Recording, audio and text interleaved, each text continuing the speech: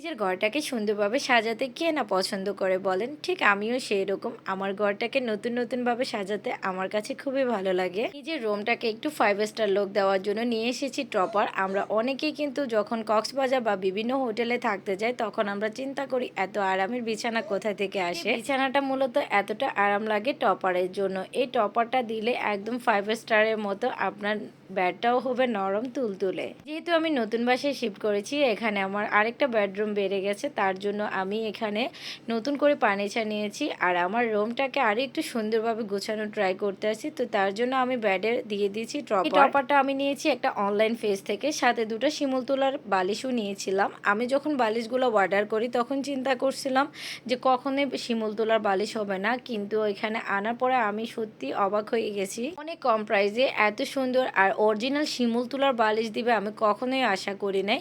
তো যাই হোক, আমি যেমনটা চেয়েছিলাম ঠিক তেমনটাই পেয়েছি আর টপারটাও অনেক বেশি ভালো। তো টপারটা নিয়ে আসার পরে বাপ ছেলে সবাই মিলে রুমটাকে গুছানো ট্রাই করতে আছে।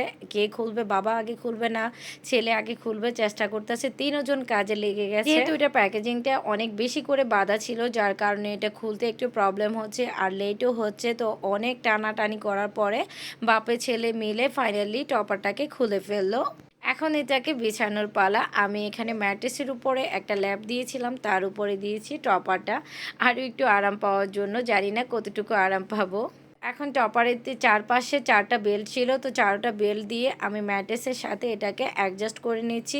এটা অনেক বেশি সুবিধা বলতে এটা অনেক ভালো যে লড়াচড়া করে না, যেহেতু এটার সাথে বেল্ট আছে তার জন্য ব্যাটটা একটুও লড়াচড়া করে না। সাধারণত কিন্তু ম্যাট্রেসের উপরে আমরা যখন তোষকটা দেই ব্যাটটা কিন্তু নড়াচড়া করে, যেহেতু ওটার বেল্ট থাকে না। আর এটা যেহেতু বেল্ট আছে সেই জন্য এটা নড়াচড়া করার কোনো চান্স নাই। তো এখন একটা নতুন বিছানা চাদরও বিছাই নিচ্ছে ওরা।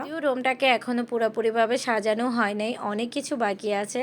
জাস্ট এখন ফার্নিচারগুলো আনা হয়েছে, তারপরে ব্যাডটাকে কমপ্লিট করছি। বেডের কাজগুলো কমপ্লিট হওয়ার পরে আরও অনেক কিছু বাকি আছে এই রুমে। তো এইদিকে আমার ছোট্ট আব্বা জানে অনেক কাজে ব্যস্ত হয়ে গেছে, মানে ওরা কি করবে বুঝতে পারছে না।